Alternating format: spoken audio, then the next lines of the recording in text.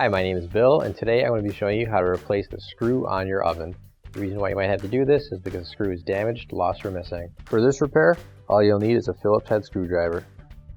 Warning: before doing any repairs, please disconnect your power source. So this is the oven we're going to be using for this demonstration.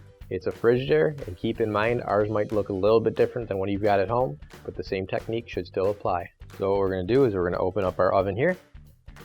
And underneath our cooking surface right here, you'll see we have a missing screw.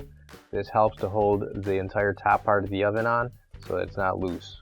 So grab your new OEM replacement screw, and if you don't have one already, you can find it on our online store. So we're going to use a Phillips head screwdriver in order to put the screw in. And we're going to just line up the screw hole with the screw and tighten it up.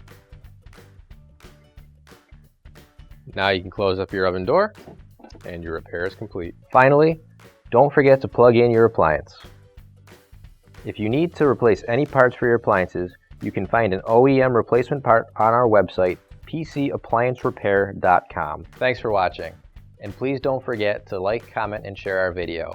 Also, don't forget to subscribe to our channel. Your support helps us make more videos just like these for you to watch for free.